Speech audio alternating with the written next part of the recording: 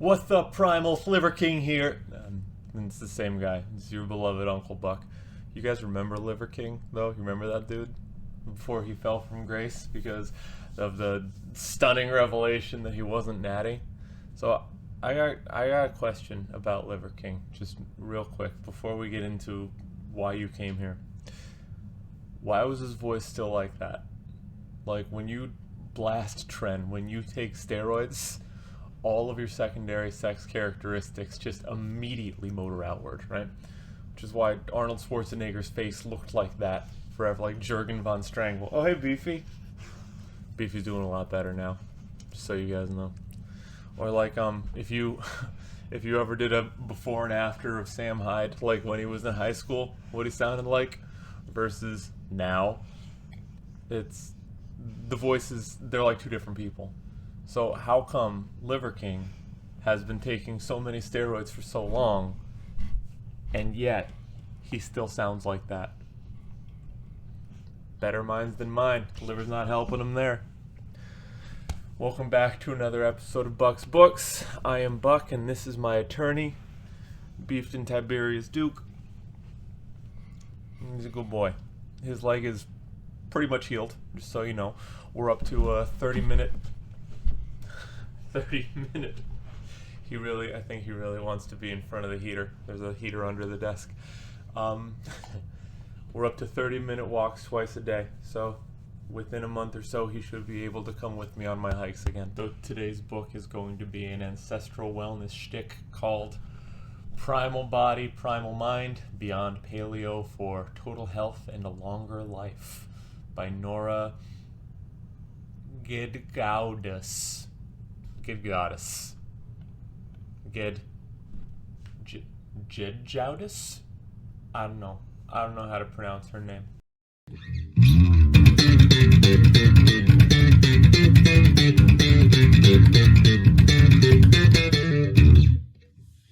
A little bit of backstory, I suppose. I go in deep for the paleo books.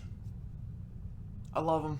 I've been doing this thing for years, and the longer I do it, the better I feel, and the better like my body gets, and the better my brain gets, and everything is wonderful.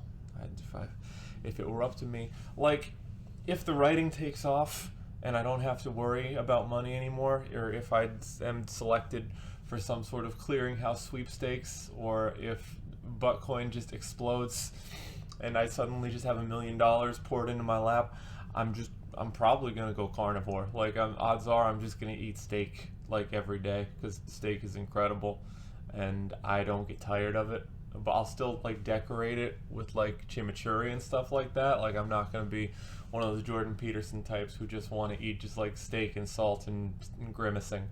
But I would go in for that, because the closer I get to that, the better I feel all the time. And bread's garbage. Get bread out of here. However, there's something important that must be acknowledged about the paleo books, and that's they're only written by one of two types of people. And the first type is those who are trying to sell you supplements. This is almost universal. Like that hack Mark Sisson in the Primal Blueprint. Like, sure, everything in there makes sense, because he's pushing just like an evolutionary way of coming at life, of eating and of behaving, of exercising. And sure, I'm totally on board for that, because it's true. That's what we're built for, and if we do what we're built for, living in accordance with nature, as Marcus Aurelius said, we're going to be healthier and happier. That's just the way it goes. However, he then proceeds from that point into, you can expedite the process by buying my special capsules, my derivatives, my extracts, which will optimize your natural biology. These capsules that I made are even more natural than the nature that I am advocating for you to pursue. Speaking of Liver King, sound familiar? Sound like anybody you know?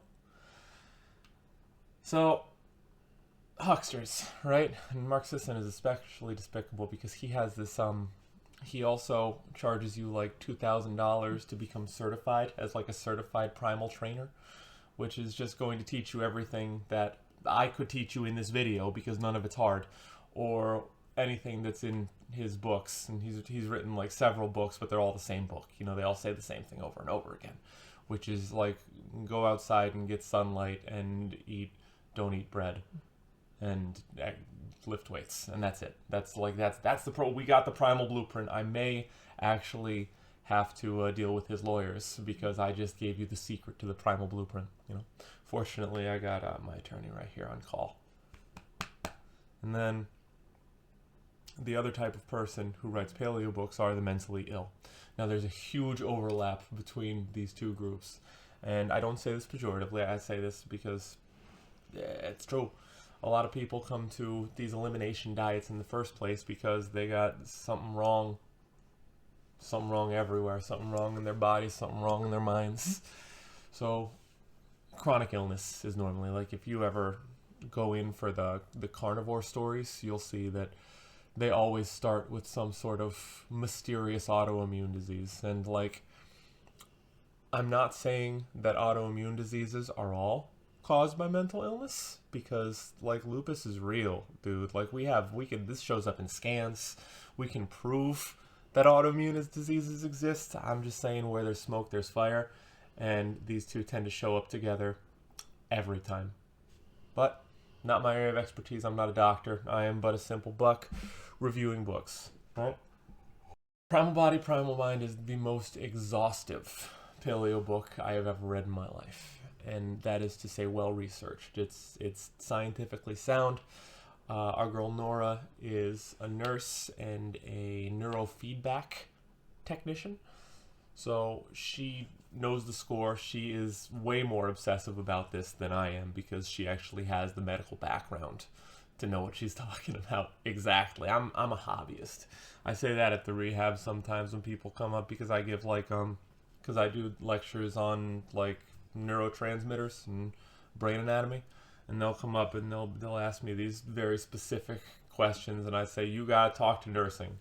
The head of nursing knows the answer to that question, or the doctors. I am just a hobbyist. That's their job. It's Nora's job. Nora means it, and she's good at her job. But Nora, there's perhaps shades of, well, she's not trying to sell you anything. She may be on payroll for Cyrex, actually.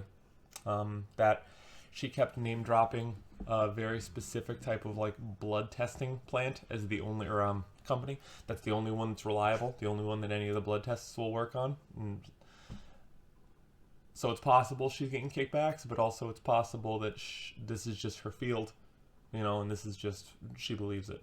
It's like I name drop The Body Keeps the Score all the time, because whenever you talk about trauma, you should. Like, it's one of the best ways to think about trauma. It's one of the best resources we have.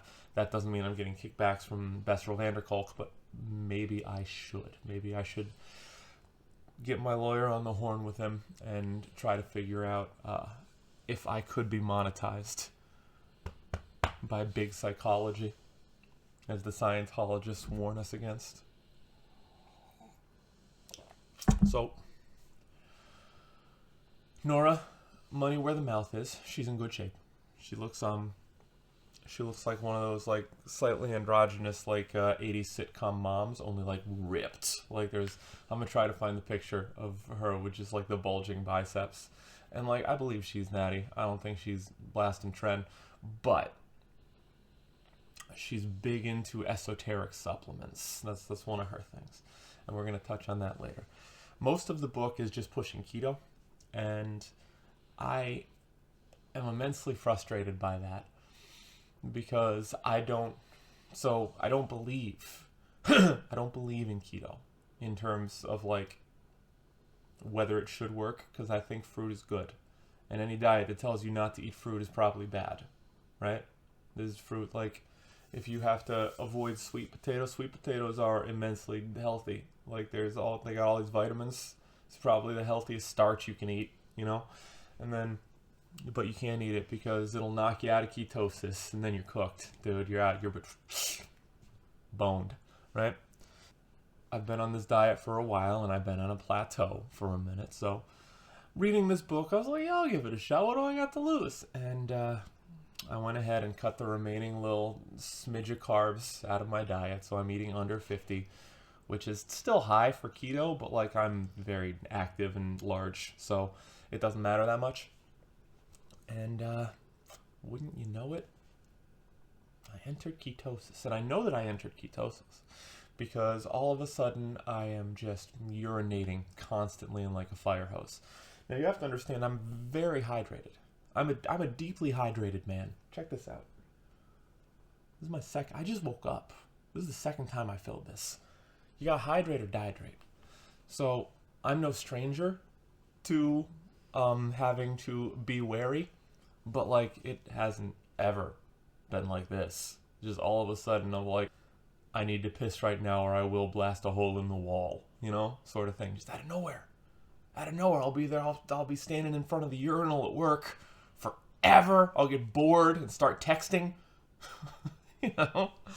So I have learned that this is one of the signs of ketosis, because when your body switches to ketones, it starts breaking down your stored fat in order to extract the energy from it, and that releases water.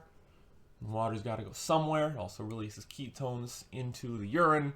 I think that there's some way to track that. I don't know what it is, and I'm not going to find out because I'm not going to be doing any urine science. I don't like some of my friends at work have like they went all in on it for the new year, and they're like they got like a diabetes tester to check their ketones. They're like stabbing themselves in the finger and bleeding, and I'm not going to bleed for it, but I have observed the difference already, and my energy is higher. And I'm through the plateau. I started losing weight very rapidly. I'm down, as of today, I'm down 45 pounds from when I started. I got 20 more to go, and then we can call it done. So keto is real. I don't like it. I don't like it, but it's real. And I have to accept the reality of the situation. And that's what Nora pushes. She's like, hey, keto's real, so don't ever eat carbs again. Don't ever in your life touch a carbohydrate. You got to get the carbs out. You got to get the seed oils out. And she's right about seed oils. Seed oils are sheer poison. There's nothing in them. Trans fats will kill you. They are poison made to kill you. Margarine is poison made to kill you. Like, we don't have to go into the specifics of it. If you want to go into the specifics of it, pick any other video I've ever made.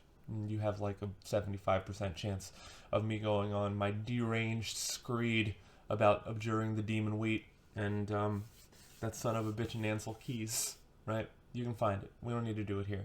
Ironically, we don't need to do it in the PALEO book, the Primal Body Primal Mind. I've just done it too much. I don't want to get repetitive on you. You know, I'm trying to keep this funky and fresh. As annoyed as I am that she was good on that front. She's a huge advocate of organic, of course. One of the problems with a lot of these paleo books is they're not realistic for the common man. Okay? Like, yeah, it would be wonderful, like I said, if I were suddenly a billionaire, then it would be easy and great for me to pursue this. I would have just like deer in the yard, and I'd go and just decapitate one for dinner, and that would be one. Wahoo! I'm living in perfect harmony with nature. Again, we did it. I have returned to the shrub. But it's not realistic for almost all people, because what she advocates is so financially demanding that, like, for example, water. All the water is poison, and there's all these chemicals in the tap water that'll kill you, and the bottled water is even worse because the bottled water is worse than the tap water, so you need to either import all of the freshest water from a spring buried in the very heart of Sweden, or you have to buy a $4,000 water purifier plant to hook up in your yard to make sure you have water that's safe to drink. And dude, the water is safe to drink. Like the tap water, like I have a Brita, a pure filter, and I understand that there's still stuff in there. I understand that there are going to be trace heavy metals. There's probably leftover birth control kicking around in the water, because where else is it going to go? You know, psych meds, that's true. Like, Alex Jones was right about that. There are psych med runoff in the water, but what do you want to do? That's all the water is everywhere. A fish doesn't know it's wet. Like, there's only so much that can be done unless you spend an amount of money that you don't realistically have to spend on this, you know? Same thing with organic eating. It's a great idea. It'd be great, but let's assume you're a titan. You're just a colossal mountain of sinew and rage, right? Which means that you need to get a minimum of 180 grams of protein a day. So you can get the $6 steaks at Aldi, or you can buy the special organic steaks that were raised in Temple Grandin's cow hugging machine and always had a better life than you. Like, the steaks have never, the cows never experienced any discomfort or fear their entire life. It was just like one big Brave New World situation for them. Everything was bliss right up until the moment that they were given. I guess we can't even do a lethal injection because that would poison the meat, huh? So I guess they were probably just like hugged to death, like just a rear naked choke until the cow, but like whispering sweet nothings in their ear. So they even departed this world in a state of joy, and then that makes the meat healthier and causes the omega-3 to omega-6 balance to be better, and those are the only steaks you eat, and they're $30 a pound. Dude, do you know how much money $30 a pound is for steak if you're eating like a pound of steak a day? At the end of the month, that's half of rent. You're paying another half of rent on, and it's not even going to be all your meals because you need to eat other meals. You know, if you go full carnivore, you're going to need to double that up. We don't need to get into the weeds on this. You understand the point that I'm trying to make. It's just not realistic.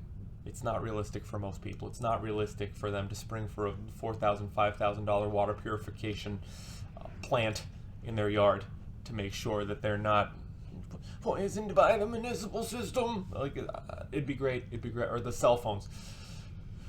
Oh, the EMF radiation, I think it was, like the electromagnetic frequencies from the cell phone towers and from the Wi-Fi routers and all these things. They're dangerous and they're poisonous, and we're not 100% sure how they're poisonous yet, but we need to avoid them because they're very poisonous, and you have to make sure that you unplug your Wi-Fi router before you go to bed, or the evil emanations will sneak through your house like a little golem and go into your brain and give you the diseases. It's 2025, dude. Like, the only way you can enact all of the suggestions in this book is to live like Thoreau, just like straight up Walden Pond it, in a cabin where your mom does your laundry and you don't have any interaction with the world whatsoever.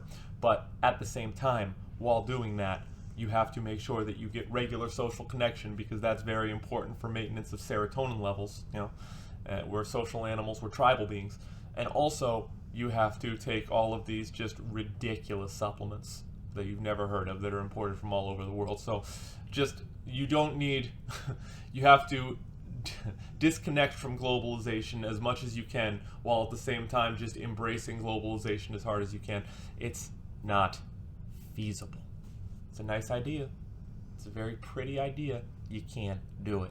You can't do it, Nora. Wish that we could. Wish that we could, but we can't, so we won't. 25% of the 400-page book with supplement recommendations. And she would specify, you don't need to take all these supplements. You probably only need like fish oil and magnesium, vitamin D. Those are all everyone needs. All these are extra, and then she like tries to tailor these various herbal supplements to potential diseases that she doesn't even really believe in. Like she poo-pooed ADHD and a lot of autism diagnoses, and there's something to that. It's largely societal. Like if you gave me a hamster and said, give this creature ADHD, I would just put it in a box surrounded by flashing lights and feed it sugar. And that's how I was raised. And if you're here on YouTube right now watching book reviews, that's how you were raised. So, societally speaking, a lot of this ADHD was grown in-house. You know, this isn't an accident. So there's something to that. But now she has all of these, she's like, you cannot address these things unless you first fix your diet. And there's wisdom in that too, you know? Your body can only use the materials that you give it. You can't have a building if you don't have what you need to build it. So she says these are the things you need to eat, and they make sense. Don't eat any carbs, they're poison. Minimize inflammation. Keto is kind of what we were designed for. And then from that point, all of these just arcane supplements. And the problem with the arcane supplements is they're all outrageously expensive. None of them are scientifically tested in any significant way, and they probably don't work like that. There's no way to know. We're just taking Nora's word because we have no one else's word to take except from like these handful of studies on them that like no one has done except maybe Andrew Huberman once. You know, a lot of these studies, a lot of these supplements that she's recommending are so rare that there's virtually no research on them.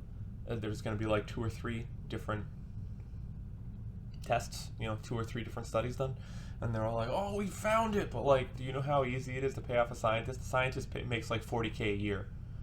I could pay off a scientist. I could have them just push through. Like, if I wanted to change the scientific zeitgeist right now, find a scientist, and I could say, I need you to publish something that says heavy cream in coffee makes your donger larger. And, like, they would. They would also risk, like, scrutiny. They would probably get bullied for that. They'd have to rephrase it a little bit. But, they would do it because they're poor and they're always fighting for funding. And that's like the publish or perish thing. That's what drives the scientists, which is why if you look on the internet, you can find science that supports absolutely any ridiculous belief that goes into your head because someone's paying them to make them. And the scientist doesn't have any choice. They're like, yeah, absolutely. This is what my degree is for. Oh. So if you find something that has like 4 or 5 studies done on it total, it's probably not proven. You can't pretend that's proven. But that depends if you believe in science. I myself believe in my heart and the visions that I get in my dreams. You can count on those. Those come from an authentic place. You don't know. No one's paying off my subconscious, right? I did this. I made this mess. So that's how I really feel. Sometimes you don't know how you really feel. That's why you gotta pay attention to your dream symbolism, right? I'm just bullying. I'm sorry.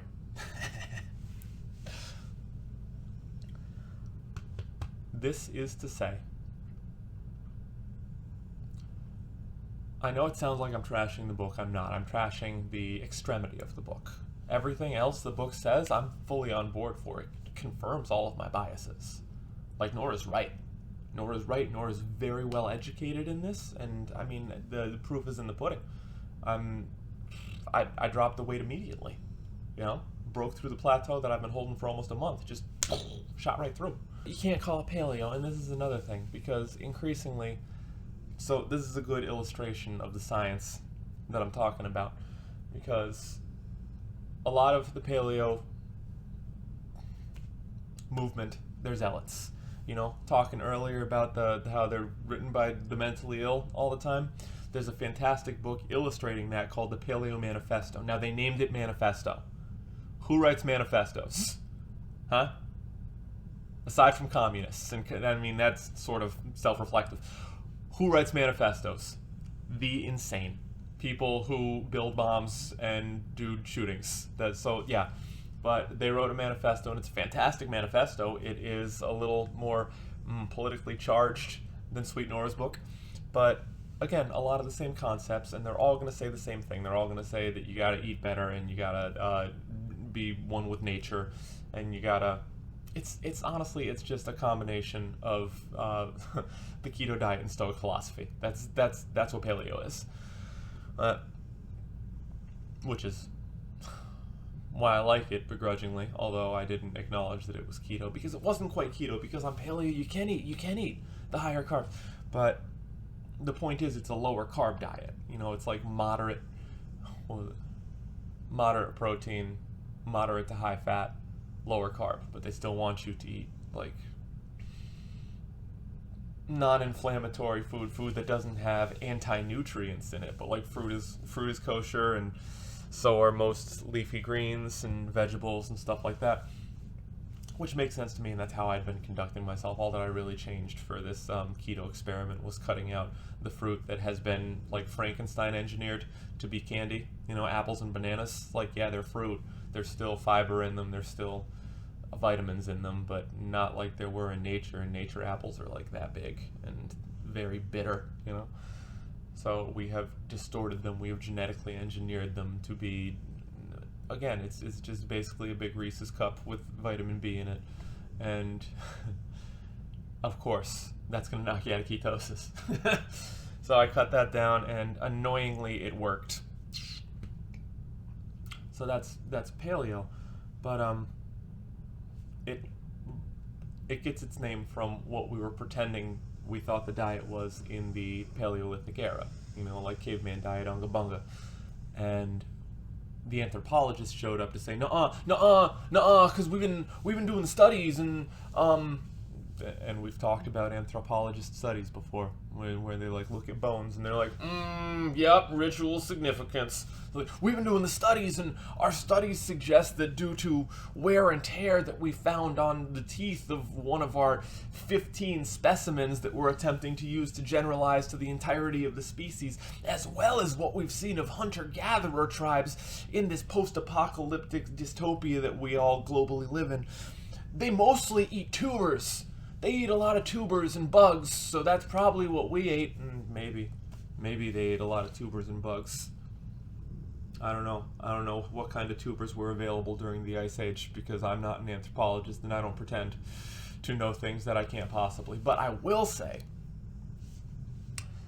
that we conclusively hunted mammoth and buffalo for a long time, and very successfully, and like on foot and with sticks. So it seems to me that if you take down a mammoth, you're probably set on the best human fuel for a while, because red meat has everything you need. It has all the amino acids in it, which is why the carnivore diet works the way that it does. And it's lauded as this all curative, this panacea. But another thing to consider with the carnivore diet is there is a level of caution to be taken here. Read a fantastic book on this subject as well called, I think it's like Eat Like an Animal or something like that. A dude, just some creep who studied locusts. And they do this sometimes, you know. Like he's, this is the last tangent before I get to the point, I swear.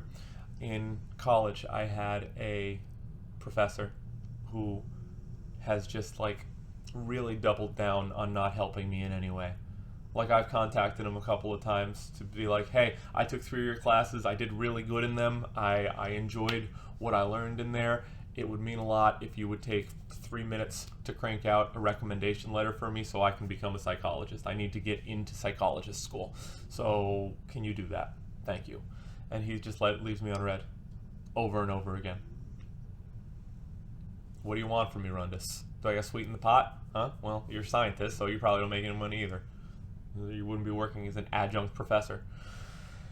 Yeah, I gotta bribe him. That's my problem. That's on me. That's on me. That's not even on Rundus. That's on me.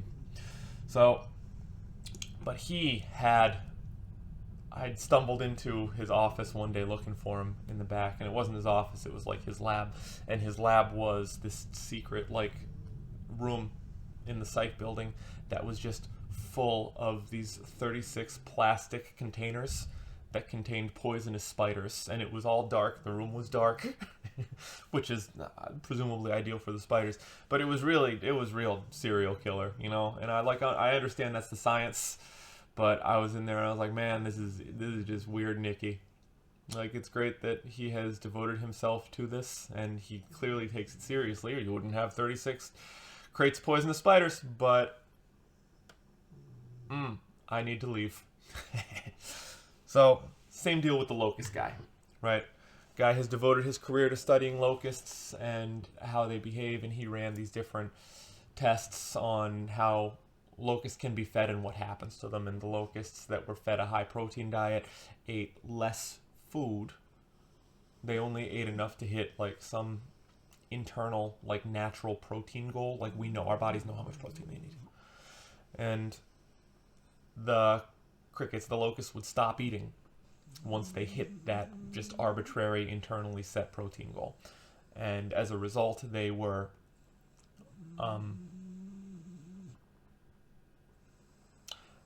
lighter.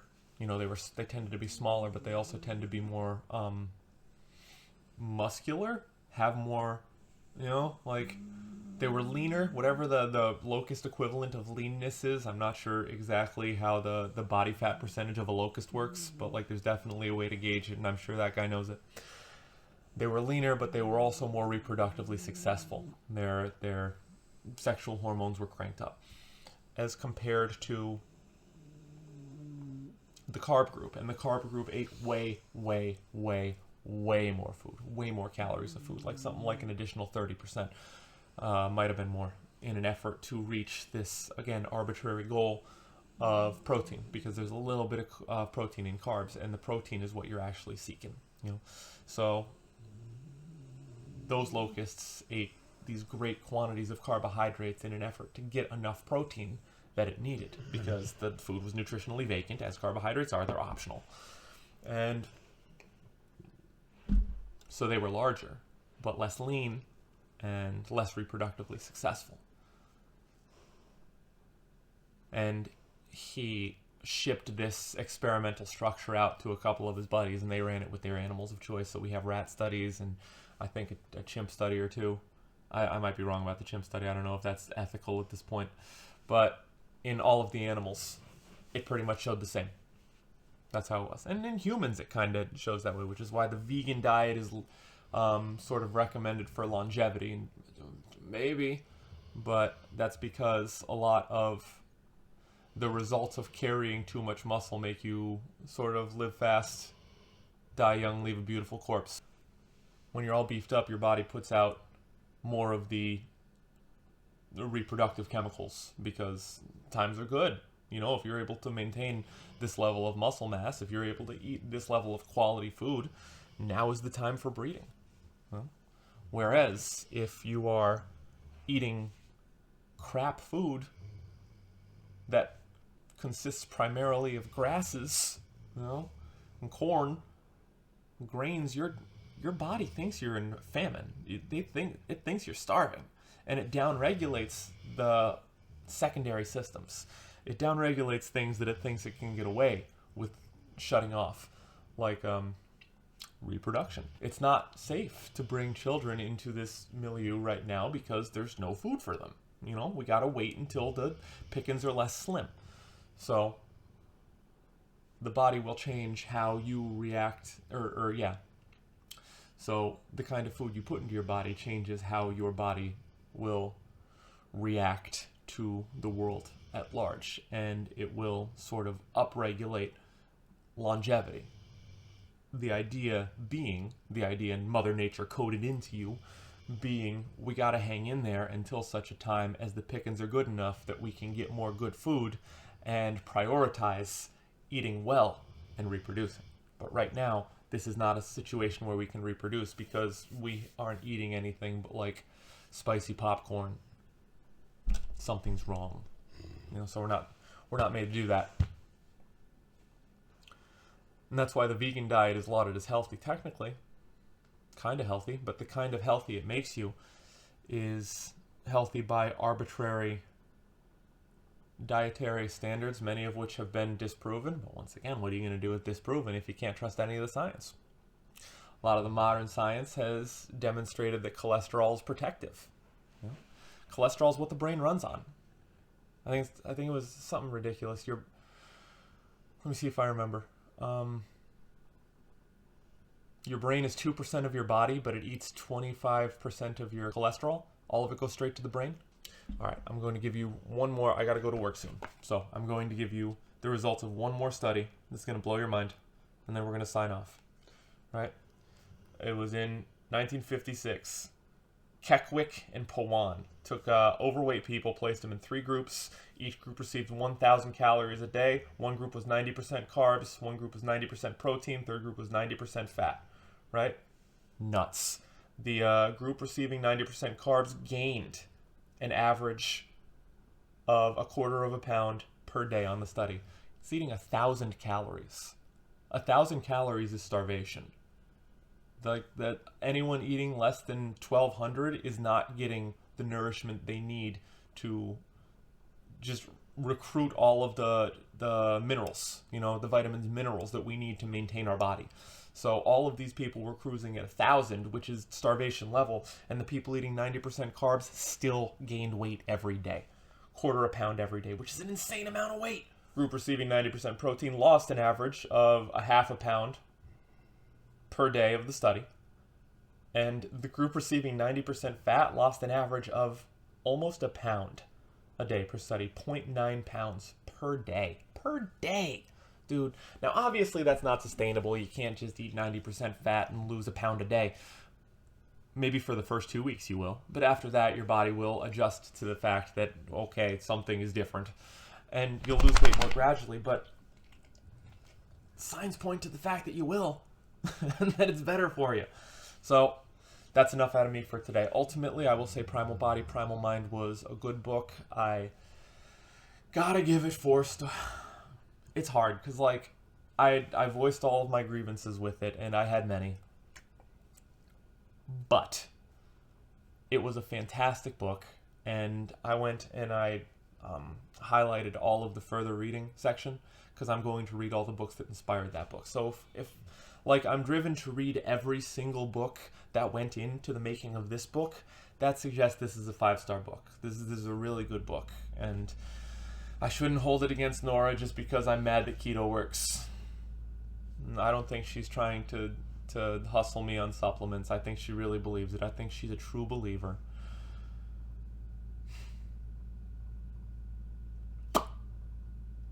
It's weird to see those in the wild. You're not quite sure what to do with them. But you could certainly do worse than the recommendations of hanging out with I can't lift its head up that much. Hanging out with the dog. No. Sorry.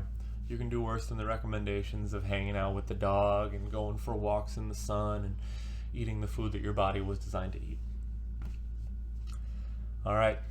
That about does it for your old Uncle Buck. Don't forget to like, follow, subscribe, share, whatever else you do. Comment. I really like the comments. People are showing up and they're starting little dialogues, and I like interacting. Honestly, it's the reason I started doing this, because I read all these books and I don't know anyone who wants to talk about them.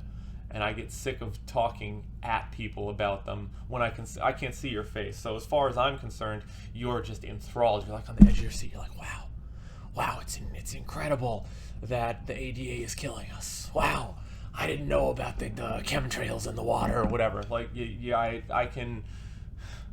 I can delude myself into believing that you're just 100% all in on whatever I'm gabbing about. But in real life, when I bombard friends and loved ones with the information from the books that I tear through in 3 days, they're just like, the light leaves their eyes. So, you want to talk about this, please? I can't stop. It's like a disease. I can't stop talking about it. You want to talk about the ADHD? This is how it manifests now. I've got it under control otherwise, but every now and then it's just like in the chimp paradox. You got to let the monkey out to play, and this is how the monkey comes out and plays. It just yaps about books that I'm reading. I'm going to keep doing it. This is too long. I have work. Thank you for tuning in. Like, follow, subscribe. I will see you very soon.